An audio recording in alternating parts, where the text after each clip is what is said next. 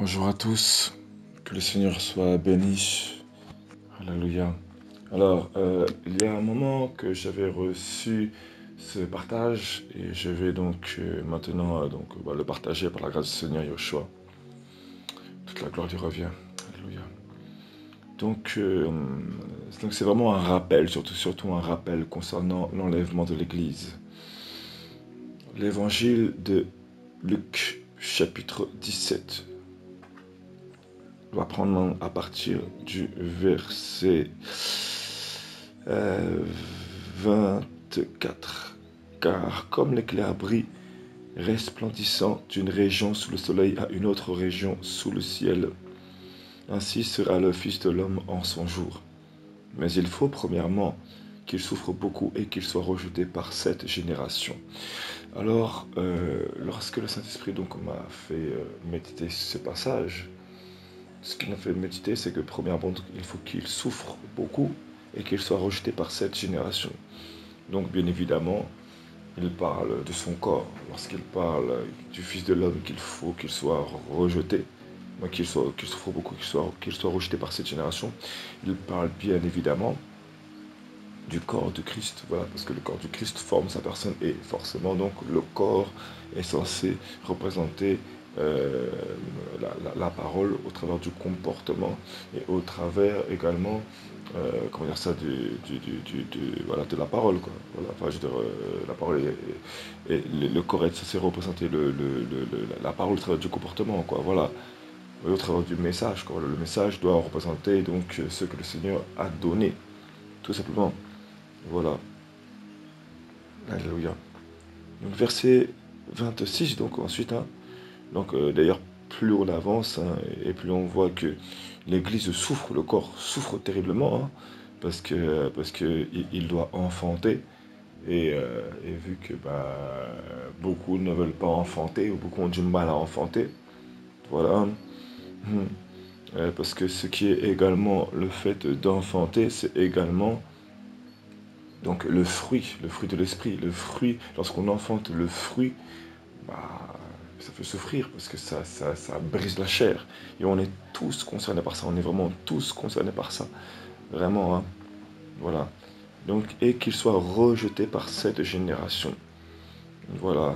Vu que on souffre pour enfanter la parole, on est forcément rejeté par cette génération.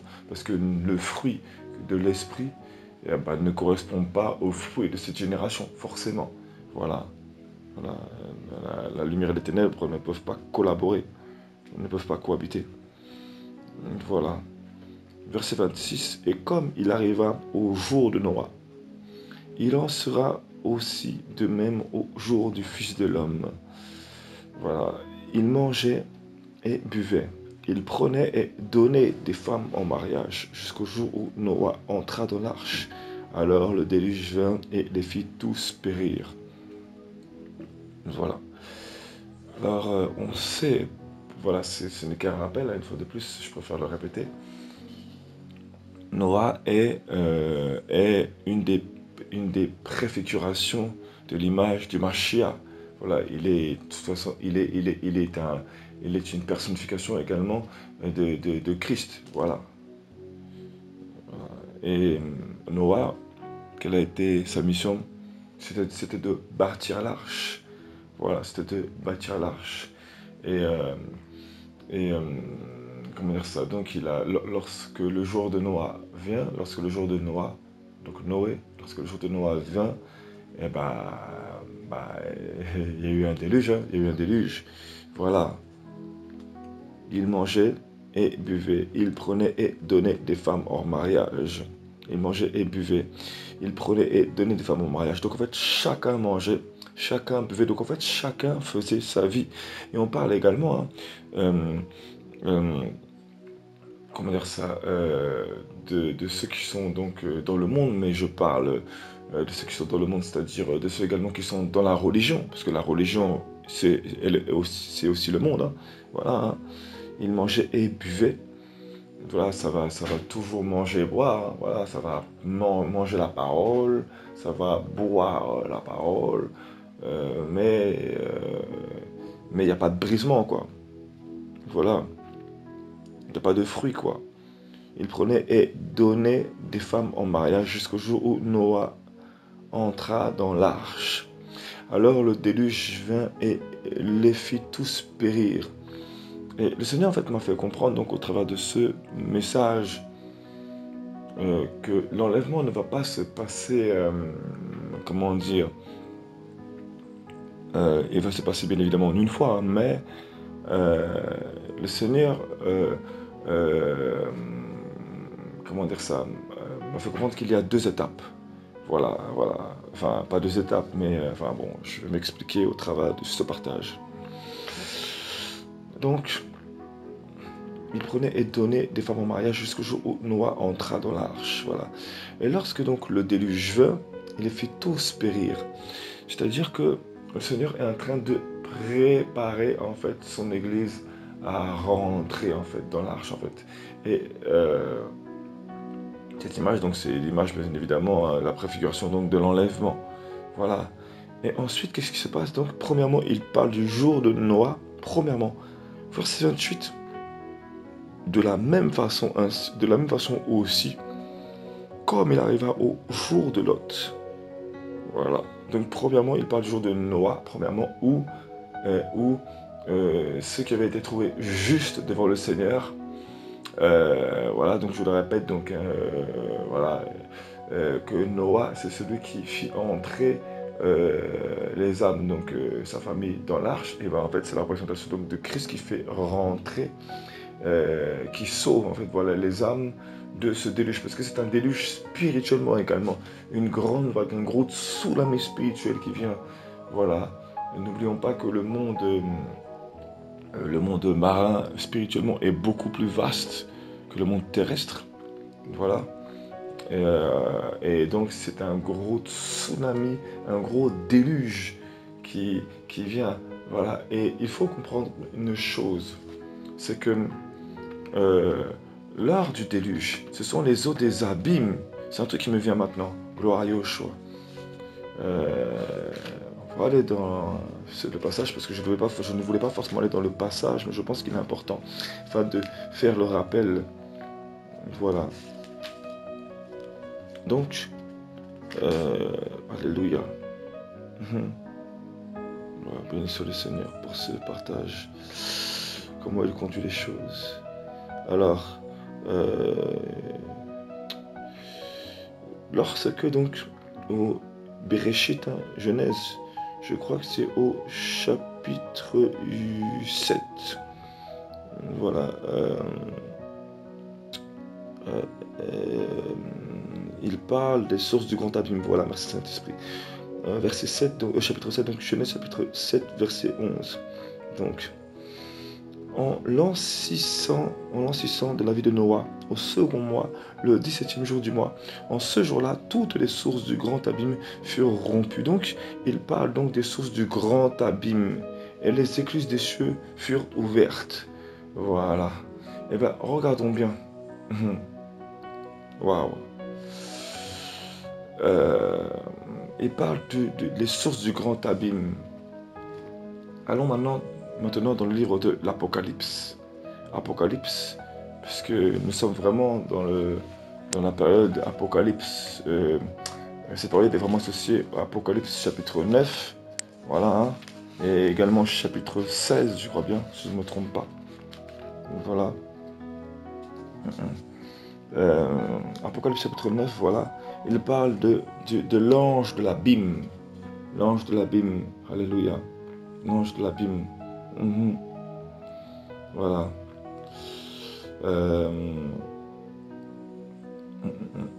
Voilà. Verset 11. Donc, Apocalypse chapitre 9, verset 11. Et elles ont sur elles comme roi l'ange de l'abîme, dont le nom en hébreu est Abaddon. Mais en grec, son nom est Apollyon. Voilà. Et l'ange de l'abîme, donc, lorsqu'il a un mandat, je dirais lorsqu'il est lâché, forcément, il y a tout l'abîme qui est lâché avec. Et donc, ça a créé un déluge spirituel. Spirituellement, il y a un déluge spirituellement qui vient. Et nombreux, malheureusement, qui ne sont pas disposés, ne peuvent pas voir, comprendre ces choses, ne peuvent pas discerner ces choses, malheureusement. Voilà, donc, nous sommes vraiment du temps de Noé où la source du grand abîme a été ouverte, vraiment. Et donc, il y a un gros déluge qui vient spirituellement. Donc, c'est vraiment une grande vague spirituellement. Et donc, il y a pas mal de démons qui sont lâchés, forcément. Voilà. Alléluia. Donc, voilà, hein, toutes les séductions submergent donc, l'environnement actuel. Voilà. Alléluia, gloire à Yeshua Mashiach. Voilà. Donc, et ensuite, c'est marqué, verset ensuite 28, et de la même façon aussi, comme il arriva au jour de Lot. Ils mangeaient, ils buvaient, ils achetaient, ils vendaient, ils plantaient et bâtissaient. Et qu'est-ce qui s'est passé au jour de Lot? Au jour de Lot, c'est simple. Abraham avait une relation avec Elohim, avec Adonai. Il avait une relation avec lui. Voilà, Yahweh était son confident. Et Lot, lui, il ne faisait que suivre Abraham. Et Lot n'était pas du tout apte au combat. Voilà, hein. Il avait fait juste sa vie, etc. Il faisait sa vie, et puis lui, il a choisi Sodome et Gomorrhe. Qu'est-ce qui s'est passé? C'est que Lot, qui n'avait pas de dialogue avec le Seigneur, et bah, il y a eu séparation avec Abraham. Et donc il arrivera comme au jour donc, de Lot. Voilà. Et ils mangeaient, ils buvaient, ils achetaient, ils vendaient. Mais qu'est-ce qui se passe, hein? Ça continue, hein. Vu que les âmes ne voient rien, et ben ça mange, ça boit, ça achète, ça vend. Et justement, ça va acheter comme il y en a qui vont acheter beaucoup de choses pour se documenter sur le Seigneur au lieu de chercher la parole, tout simplement, hein. Voilà. Ça va acheter beaucoup de choses inutiles, quoi, voilà. Ça va vendre des choses encore inutiles aussi d'ailleurs. Voilà. Il plantait et bâtissait. Et alors que, regardez bien, alors que le jour de Noël vient, regardez bien un peu la séduction. C'est qu'on est tellement séduit qu'on continue à faire notre vie. On continue à planter et à bâtir.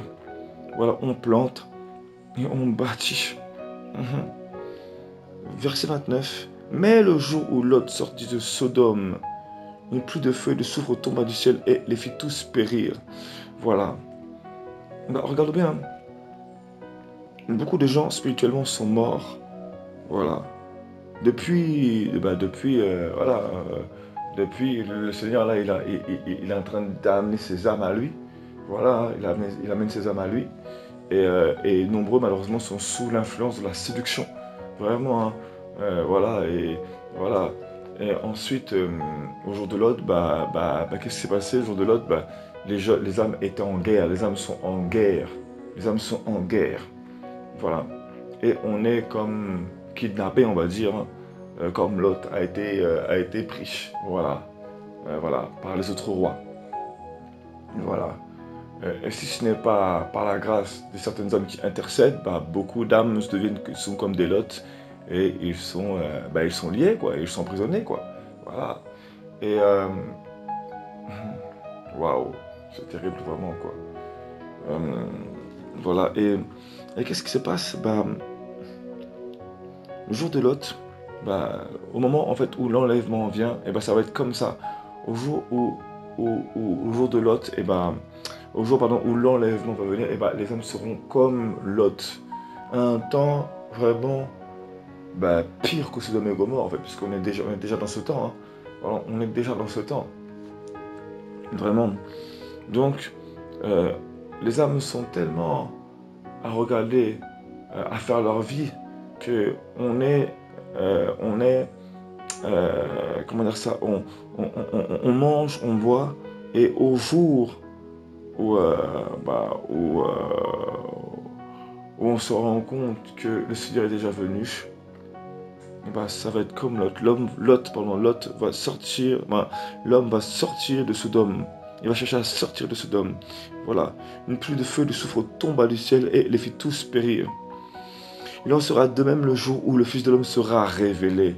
Le jour en fait où le Fils de l'homme, donc le jour où Yoshua vraiment, les hommes vont comprendre qu'il est venu, et bah, les âmes qui n'ont pas eu de relation avec le Seigneur, qui mangeaient et buvaient, qui continuent à aller, excusez-moi de ce terme, mais aller dans l'église, dans l'église juste pour manger, boire la parole, alors que nous sommes l'assemblée, et qu'il serait peut-être temps d'être sincère, d'avoir un cœur sincère, de se rassembler avec les gens qui sont sincères, voilà, que les gens arrêtent de s'attacher à des doctrines de démons, à des doctrines de pharaoniques, voilà, hein, et vraiment à prendre conscience que les âmes qui sont sincères doivent se rassembler, tout simplement, voilà.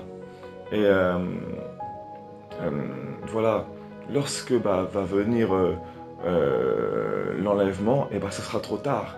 Les âmes qui auraient été comme l'autre, donc qui n'auront pas eu de relation avec Yahweh, avec Elohim, c'est là où elles prendront conscience qu'elles ont mangé, elles ont bu, elles ont fait leur mariage, elles ont tout fait. Et elles vont se dire, mince, mais dans quel monde je suis? Depuis tout ce temps, je faisais ma vie, je pensais que je mangeais, je buvais la parole, mais je faisais ma vie, mais qu'est-ce que j'ai fait? Et là, ils vont vraiment prendre conscience qu'ils sont en plein Sodome et Gomorre. Vraiment, on est vraiment dans un temps où l'Église est en plein Sodome et Gomorre. Du temps de Noé, qu'est-ce que dit la parole? Elle dit que chapitre 6, elle dit que, euh, voilà, Yahweh vit que la méchanceté de l'être humain était très grande sur la terre. Et on voit excusez-moi, mais on voit que les chrétiens actuels, on voit plus la différence entre les chrétiens et les gens du monde, quoi. On voit vraiment plus la différence, hein. Excusez-moi, hein. Voilà. Et que toute la structure des pensées de son cœur, c'est-à-dire que les pensées du cœur de l'homme, elles sont structurées. Aujourd'hui, elles sont structurées aujourd'hui. Elles sont plus conduites par l'esprit. Elles sont structurées. Voilà. Alors oui, normalement, elles doivent être il vit que toute la structure des pensées de son cœur n'était que mal en tout temps. C'est-à-dire que, euh, comment dire, normalement, les pensées du cœur de l'homme doivent être structurées par la parole, par les choses morales, voilà, par les choses honorables, par les choses légitimes. Mais aujourd'hui, c'est vraiment que du mal en tout temps et on le voit. Voilà. C'est en fait pour avoir une bonne image aux yeux des gens, on va jouer les hypocrites. D'ailleurs, parfois ça m'arrive, hein, je vois des gens qui reviennent vers moi comme ça, et les gens sont complètement hypocrites, hein. Ils viennent parce que le Seigneur parfois nous donne les dons du discernement des cœurs, on arrive à donner des paroles pour les bénir, pour les avertir, et puis ils reviennent que quand ça leur chante, quoi. Mais quand on va leur dire la vérité, hein, là tu me juges, là tu restes à ta place. Donc tu es content de venir vers moi, tu es content de venir vers moi quand tu as besoin. Mais une fois que je veux parler pour toi, pour ton bien, là, je ne suis pas à ma place. D'hypocrisie. Et c'est ça, le cœur de l'homme est mauvais en tout temps. Il veut ses propres voies, il choisit ses propres désirs, malheureusement. Voilà, toute la pensée, toute la structure pardon, des pensées de son cœur n'était que mal en tout temps. Voilà. Mhm. Waouh. Donc voilà, vraiment. Et donc, à cause de ça, donc, hein, voilà, hein, euh, il se séduit lui-même. Donc le jugement, c'est que le monde de la séduction tombe sur eux, tout simplement. Et c'est pas pour son mal, c'est parce qu'il joue avec le Seigneur, malheureusement. Voilà. Donc, verset 25, hein, donc il faut premièrement qu'il souffre beaucoup et qu'il soit rejeté par cette génération. Voilà. Et comme il arriva au jour de Noah, hein, il en sera aussi du même au jour du Fils de l'homme. Il en sera de même au jour du Fils de l'homme. Il en sera de même. Voilà. Donc premièrement, il parle du temps de Noah. Ensuite, il parle du temps de Lot, du jour de Lot. Voilà. Voilà. Et comme on sait très bien, hein, euh, Lot était aux côtés d'Abraham. Hein, voilà. Donc Lot était un croyant. Et pourtant, euh, il a fait les mauvais choix. Il a fait du grand n'importe quoi, Lot. Donc voilà. Et il continue à manger, à boire. Voilà. Il a même appelé les gens de Sodome et de Gomorrhe mes frères. Lorsqu'il voulait prendre les anges, il a dit mes frères. Il les a appelés mes frères. Hein. Lorsque les hommes ont voulu euh, voilà, commettre un acte abominable, il a dit j'ai des filles, elles sont vierges, elles n'ont pas connu d'homme, prenez-les mes frères. Hmm. Donc voilà, à quel point lui-même Lot était dans la confusion. Waouh. Ensuite, euh, donc Lot, les âmes comme celle-ci, donc elles vont donc, comment dire, vivre un temps semblable à Sodome et Gomorrhe, même pire, parce qu'elle a déjà commencé, et, et donc elles vont continuer à vivre leur vie, hein. Elles vont planter, bâtir, voilà, voilà, hein. Voilà. Et il en sera de même où le jour de l'homme sera révélé. Voilà, voilà, voilà. C'est-à-dire que il viendra, tac, il va retirer ses élus, et, et pendant que les Lots, malheureusement, seront sur Terre, et ben, ils ne vont rien voir du tout, et c'est à ce moment-là qu'ils vont commencer à chercher à sortir de Sodome et de Gomorrhe. Voilà, ils vont chercher à sortir, voilà. Et voilà, donc ça va être terrible, hein. Voilà, verset 30, il en sera de même le jour où le Fils de l'homme donc sera révélé, donc sera mis à découvert, voilà. Voilà. En ce jour-là, que celui qui sera sur le toit et qui aura ses effets de la maison ne descende pas pour les prendre, et que celui qui sera dans le champ ne retourne pas non plus à ce qui reste en arrière. Verset 32, souvenez-vous de la femme de Lot. Quiconque cherchera à sauver son âme la perdra, et quiconque la perdra la retrouvera. Voilà. Et malheureusement, malheureusement, vu que nombreux n'auront pas voulu payer le prix pour, pour, euh, pour, euh, témoigner vraiment de la gloire du Mashiach, et il faudra qu'ils passent par la grande tribulation, malheureusement, pour rechercher voilà, leur âme, quoi, leur âme, pour sauver leur âme, malheureusement. Quiconque cherchera à sauver son âme la perdra. Donc quiconque, donc à ce moment-là, ne voudra pas mourir, là, il va vraiment mourir et recevoir la marque de la bête. Voilà, hein, voilà. Et quiconque la perdra, la retrouvera. Donc là, vraiment, pour retrouver ton âme, pour retrouver ton âme dans le ciel, voilà, enfin, sans me parler, bien évidemment, il faudra que tu meurs, quoi, vraiment, quoi. Voilà, hein. En cette nuit-là, il y en aura deux sur un lit. L'un sera pris et l'autre sera laissé. Deux femmes moudront ensemble, l'une sera prise et l'autre laissée. Deux seront au champ. L'un sera pris et l'autre sera laissé. Voilà. Verset 37. Et répondant, ils lui disent, où Seigneur? Et il leur dit, là où est le corps, là aussi seront rassemblés les aigles. Et justement, voilà. Il dit, hein, il leur dit, là où est le corps. Donc le corps, c'est la vision céleste, hein. Le corps, c'est l'église, c'est le corps du Mashiach. Donc là où est le corps, donc là où est le Mashiach.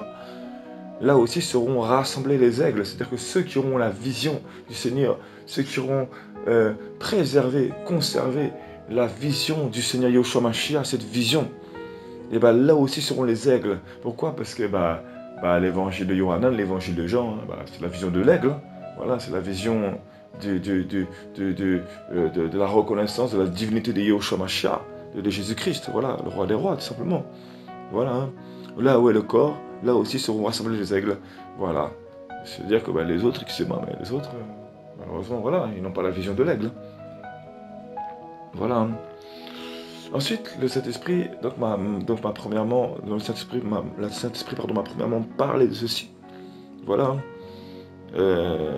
Ensuite, j'aimerais également aller dans l'épître, je pense, aux Corinthiens. C'est honorable de parler dans cet ordre-là. L'épître aux Corinthiens, chapitre 4.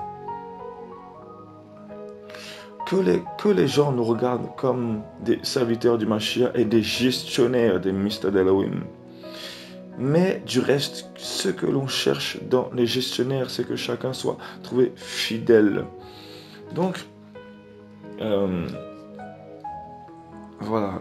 Je pense avoir déjà partagé ce passage lors de notre message, mais je pense qu'il est utile que j'en reparle là. Voilà. Que les gens nous regardent comme des serviteurs du Mashiach et des gestionnaires des mystères d'Elohim. Donc, le Seigneur nous demande vraiment de gérer ce mystère. Voilà, le mystère, c'est vraiment le mystère, parce qu'il est un trésor, donc il est plein de richesses, plein de sa richesse, c'est toute sa sagesse. Voilà, parce que dans sa sagesse, il a plein de choses qu'il a cachées en nous, parce qu'il est ce mystère qui est en nous. Voilà, et nous sommes des gestionnaires de ce mystère. Nous sommes des gestionnaires. Voilà, voilà. Euh, Là encore, où le Seigneur donc a voulu m'interpeller, c'est au travers du Matthieu chapitre 25. Matthieu chapitre 25, verset... Matthieu chapitre 25, verset... ce sera à partir du verset 31, mais je ne veux pas non plus aller à partir du verset 31, ce serait beaucoup trop long. Mais voilà, ça parle de Yehoshua, le juste juge, quoi. Verset 32, je veux dire. Et toutes les nations seront rassemblées devant lui, et il séparera les uns d'avec les autres, comme le berger sépare les brebis d'avec les boucs. Et il mettra en effet les brebis à sa droite et les boucs à sa gauche. Donc les brebis à sa droite et les boucs à sa gauche. Voilà. Verset 34. Alors le roi dira à ceux qui seront à sa droite: venez, vous qui êtes bénis de mon Père, recevez en héritage le royaume qui vous a été préparé dès la fondation du monde. Donc, il parle aux brebis. Et il dit, recevez en héritage le royaume qui vous a été préparé. Donc, il a été préparé aux brebis. Donc, il les connaît déjà, les brebis. Il sait déjà qui sont les brebis. Recevez en héritage le royaume qui vous a été préparé dès la fondation du monde. Donc, c'est-à-dire que dès la fondation du monde, il connaissait déjà ses brebis et il savait déjà qui elles étaient. Car j'ai eu faim et vous m'avez donné à boire. J'ai eu faim, pardon, j'ai eu soif et vous m'avez donné à boire. J'ai eu faim, vous m'avez donné à manger. J'ai eu soif, vous m'avez donné à boire. J'étais étranger et vous m'avez recueilli. J'étais nu et vous m'avez vêtu. J'étais malade et vous m'avez visité. J'étais en prison et vous êtes venus vers moi. Alors les justes lui répondront: Seigneur, quand est-ce que nous t'avons vu avoir faim et que nous t'avons nourri ou avoir soif et que nous t'avons donné à boire? Et quand est-ce que nous t'avons vu étranger et que nous t'avons recueilli ou nous t'avons recueilli ou nu et t'avons-nous vêtu? Et quand est-ce que nous t'avons vu malade ou en prison et que nous sommes venus vers toi? Verset 40, et le roi répondant leur dira: Amen, je vous le dis, toutes les fois que vous avez fait ces choses à l'un de ces plus petits de mes frères, c'est à moi que vous les avez faites. Verset 41, alors il dit aussi à ceux qui seront à sa gauche: maudits, retirez-vous de moi et allez dans le feu éternel qui a été préparé pour le diable et pour ses anges. Et là, ça m'a vraiment interpellé. Premièrement, il dit dans la suite, le même dialogue, mais dans le sens contraire à ses boucs. Et voilà, et elle dit: mais Seigneur, quand est-ce que nous t'avons vu dans cette situation, en gros, quoi. Et le Saint-Esprit, vraiment, au travers de ce message, m'a vraiment interpellé. Dans le sens où, je ne sais pas si ça pourra parler à certaines personnes, mais les brebis disent que quand est-ce que nous t'avons vu dans cet état-là? Et il lui dit: chaque fois que vous avez vu un de ces plus petits, voilà, dans cet état, en gros, c'est à moi que vous l'avez fait. Et en fait, ce que le Saint-Esprit peut faire comprendre, c'est que il y en a, elles n'ont même pas besoin qu'on leur dise de le faire. Les brebis, c'est dans leur nature d'agir comme ça. Les boucs, elles auront beau enseigner, ils auront beau faire des prodiges, des miracles, et j'en passe. Parce que dans ce passage, on voit, au Matthieu chapitre 25, il parle des vierges folles, des vierges sages. Voilà. Et il dit que les vierges sages, également, Elles ont des vases remplis d'huile. Mais les vierges folles, elles ne sont pas remplies d'huile. Bref, elles ont une relation avec le Seigneur, les vierges sages. Donc voilà, elles reçoivent. Mais les vierges folles, c'est pas rempli d'huile. Et l'huile, c'est la vie. Et également l'onction, c'est également la présence du Seigneur. Mais on voit encore plus loin qu'il y a la parabole des talents, où le Seigneur donne des talents. Et il faut comprendre une chose, c'est que la foi, c'est un don. Et nombreux, en fait, vont utiliser le don de la foi. Le don de la foi, ils vont l'utiliser pour eux-mêmes. Et le don de la foi, c'est pas pour nous, hein. C'est pour le corps du Christ. C'est pour qu'il soit propagé pour le corps du Christ. C'est pas pour nous, hein, le don. Voilà. Les artistes le savent très bien que leur don, il faut qu'ils l'exploitent. Excusez-moi, mais un musicien mondain, c'est très bien, ou même un chanteur mondain, ou un dessinateur dans le monde, c'est très bien que le don qu'il a, il faut bien qu'il expérimente. Pourquoi un enfant du Seigneur ne sait pas expérimenter la foi et ne sait pas exposer ce qu'il a reçu? Enfin, tous ne sont pas comme ça, bien évidemment, mais nombreux, beaucoup. Voilà. Et donc, il parle des esclaves, donc qui ont reçu les talents.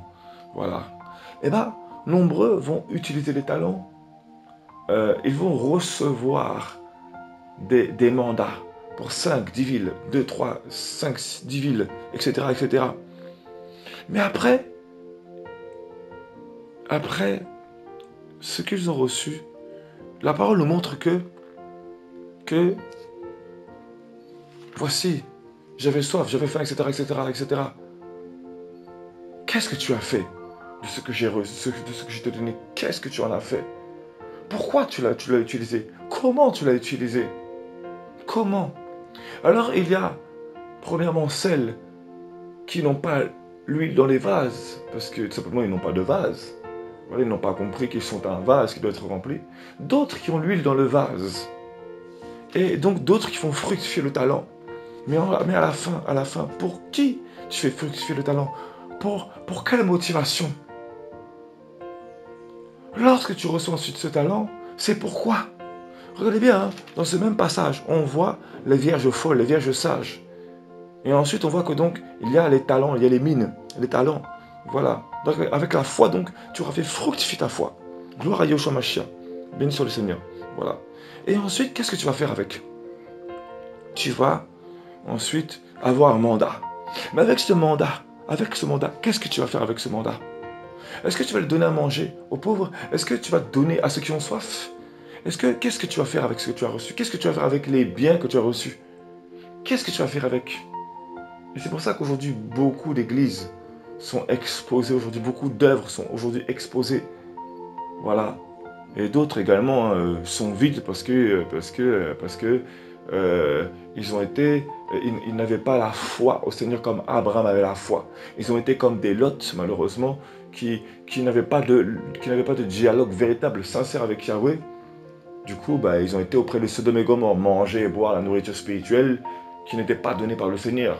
Ils étaient dans Sodome et Gomorrhe, quoi. Là, des villes remplies de guerriers qui font des injustices, remplies excusez-moi, mais d'impudicité spirituellement, voilà, hein. Voilà, remplies de choses mauvaises, quoi. Voilà, la structure de leur cœur n'a aucun lien avec le Seigneur, quoi. Voilà. Et voilà, ils continuent à manger, ils continuent à planter, ils continuent à bâtir, etc., quoi. Voilà. Voilà. Et ils n'ont même pas pris conscience qu'ils travaillent au-dedans de Sodome et de Gomorrhe, malheureusement. Voilà. Parce que lorsque Abraham a été séparé de Lot, qu'est-ce qui s'est passé? Eh bien, Lot a été dans Sodome et Gomorrhe. Ensuite, il a été libéré de Sodome et Gomorrhe. Et ça ne l'a pas empêché de repartir là-dedans. Hein. Eh bien, il y en a, ils sont comme ça. Vous aurez beau tout faire pour les arracher dedans. Hein. Leur nature originale revient à la surface. Il ne faut pas chercher plus loin. Hein. Voilà. Hein. Donc, voilà. Et donc, qu'est-ce que tu vas faire? Même si tu as reçu les talents, c'est là où on voit la véritable nature des enfants du Seigneur. Les vraies brebis. Elles n'ont pas besoin d'être élevées, d'être exposées pour avoir un grand ministère. Les vraies brebis, On n'a pas besoin de leur dire qu'il faut donner à manger aux SDF, qu'il faut donner à boire à ceux qui ont soif. On n'a pas besoin de leur dire voilà, qu'il faut faire ça, ça, ça. On n'a pas besoin de leur dire. C'est dans leur nature. Voilà. Et regardez bien. Hein. C'est le Seigneur qui va séparer au verset 32. Hein. Et il sépare les uns d'avec les autres, comme le berger sépare les brebis d'avec les boucs. Ça veut dire que, dès le départ, les brebis sont avec les boucs. Voilà. Dans ce même chapitre, hein, on parle des vierges folles qui sont avec les vierges sages. Hein. Voilà. Voilà. Mhm. Voilà. Donc, venez vous qui êtes bénis de mon Père. Venez vous qui êtes bénis de mon Père. Recevez en héritage le royaume qui vous a été préparé dès la fondation du monde. Donc, dès la fondation du monde, c'est préparé. Voilà. Hein. Mhm. J'étais en prison et vous êtes venus vers moi. Alors les justes lui répondront, Seigneur. Enfin voilà. Voilà. Mais pour eux, c'est naturel. Et voilà, donc il parle d'un royaume qui leur a été préparé dès la fondation du monde. Parce qu'ils sont bénis. On voit leurs fruits. Mais regardez bien. Non. Verset 41. Maudit, retirez-vous de moi et allez dans le feu éternel. Qui a été préparé pour qui? Pour le diable et pour ses anges. Donc ces âmes-là, excusez-moi, mais ces âmes-là, bah, ce ne sont pas des êtres humains. Enfin, je vais un peu loin de ce que je dis, hein. Bien évidemment. Hein. Mais ce que je veux dire, c'est que là, vous les voyez, bah, la nature vraiment de leur cœur revient au galop. Ce sont des anges du diable devant le Seigneur. Voilà. Et bah, ça a été préparé pour eux. Ce n'est pas parce que vous voyez des âmes qui font des grands prodiges, etc., des grands miracles, etc., que c'est du Seigneur. Voilà. Voilà, tout simplement. C'est pour ça qu'il faut regarder aux fruits. Voilà. Donc on est vraiment tous concernés par ça, bien évidemment, tous concernés. Hein. Mais le message, c'est vraiment que voilà, on est vraiment dans ces temps où on n'a pas besoin, tu n'as pas besoin qu'un homme, un homme du Seigneur, un serviteur, je ne sais pas quoi, vienne te dire ce que tu as à faire. Verset 4, 1 Corinthiens chapitre 4 dit que il faut que les gens nous regardent comme des serviteurs du Mashiach et des gestionnaires des mystères de l'Elohim. Pourquoi? Parce que nous devons gérer nos talents. Nous devons gérer notre talent. Voilà, nous devons gérer notre talent. Et il dit également, dans encore Luc chapitre 17, hein, je l'avais déjà partagé, le Seigneur m'avait déjà fait grâce de le partager. Alléluia. Verset 20. Mais étant interrogé par les pharisiens quand viendrait le royaume d'Élohim, il leur répondit et dit, le royaume d'Élohim ne vient pas de manière à être observé. Non, il ne vient pas de manière à être observé. Et on ne dira pas, voici, il est ici, ou voilà, il est là. Car voici, le royaume d'Élohim est à l'intérieur de vous.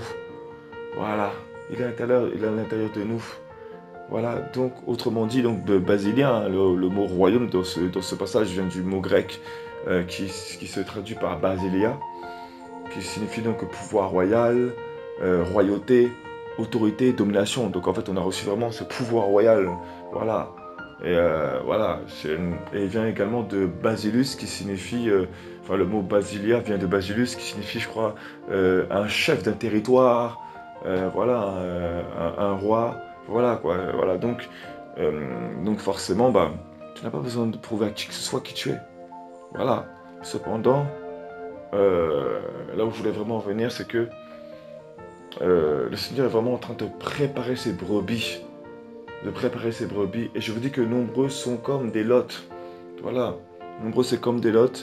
Et ce qu'ils veulent, c'est prouver, montrer au monde ce que le Seigneur fait avec eux. Ils ont besoin de le montrer ce que le Seigneur fait avec eux. Alors il y en a, bien évidemment, quand je dis c'est pour le prouver, il y en a, ils veulent vraiment glorifier. Il y en a, ils ne peuvent pas se taire. Parce qu'ils veulent tellement adorer le Seigneur. Et parce que c'est tellement magnifique ce que le Seigneur peut faire avec eux. Non, on ne va pas jeter la pierre. Ça, c'est honorable. Il y a vraiment des ministères, c'est comme ça. Bah oui, parce qu'ils sont tellement choqués. Ça, c'est pas un souci. Mais on parle vraiment de ceux qui vraiment s'exposent, qui veulent vraiment se montrer. Qui veulent vraiment montrer que voici, nous faisons ci, nous faisons ça. Voilà. Non. Voilà, c'est juste pour dire que vraiment, on est vraiment dans un temps où où, où, beaucoup font du bruit pour rien, quoi. Font du bruit pour rien, voilà. Voilà. Voilà. Pour quelle raison est-ce que tu montres tes talents? Parce que juste après la parabole des talents, eh ben, c'est là où le Seigneur sépare les brebis d'avec les boucs. Et donc, en gros, les talents, il montre qu'est-ce que tu as fait avec mes talents. Donc, tu peux même être un croyant. Mais la foi que tu as reçue en tant que croyant, la foi que tu as reçue, ce n'est pas pour toi. C'est pour donner gloire à Yahushua. C'est pour donner gloire à Jésus-Christ. Si tu crois en Jésus-Christ, ce n'est pas pour toi que tu as reçu la foi. Voilà. C'est pour l'honorer lui. Mhm. C'est un don que lui t'a donné. C'est pas pour toi-même que tu as reçu cette foi. Voilà. Sinon, bah, c'est comme si en fait tu l'insultais, quoi, en fait. Voilà. Donc on est vraiment dans les temps de la fin, vraiment, hein. Vraiment, quoi. On est vraiment dans le temps où, prophétiquement parlant, spirituellement parlant, vraiment, le Seigneur est en train de, de- d'embarquer ses brebis et il fait jaillir les sources de l'abîme. Il a déjà commencé à les faire jaillir, vraiment. Voilà. Et comme du temps de Noé, du coup, hein, voilà, l'enlèvement, c'est là. Ça vient, là, c'est là, c'est imminent, ça arrive, c'est vraiment. De toute façon, c'est évident, ça saute aux yeux. Voilà, donc vraiment, gardons-nous. Voilà, gardons-nous, vraiment, gardons-nous, gardons-nous, gardons-nous, gardons-nous. Vraiment, quoi. Donc voilà, ça fait un moment que je voulais partager ceci, ce message, ça fait un moment que je voulais partager vraiment ce message. Voilà. Et voilà, donc, voilà, donc ce que je voulais vraiment avertir, c'est que même ce que l'on voit dans les films en général, étant apocalyptique, etc., c'est là, hein, c'est sous nos yeux en fait, hein. Voilà, on va pas non plus montrer les choses des cinéastes, mais même quand on est inconverti et qu'on regarde beaucoup les films du monde, hein, voilà, même que tu sois converti, que parfois tu peux regarder les films du monde parce que tu veux discerner des choses. Voilà, parce que le Seigneur nous montre des choses, hein, il y a des choses vraiment où ça peut interpeller. Voilà, bien évidemment, je ne vais pas non plus influencer les âmes à regarder ces choses-là. Voilà, hein. Mais, euh, mais ce que je veux dire, c'est qu'il y a beaucoup de choses qui sont montrées. Voilà. Alléluia. Donc, voilà. Il faut vraiment encourager les âmes vraiment à prendre conscience. Béni soit le Seigneur. Gloire à Yahshua Mashiach. Alléluia. Alléluia. Voilà.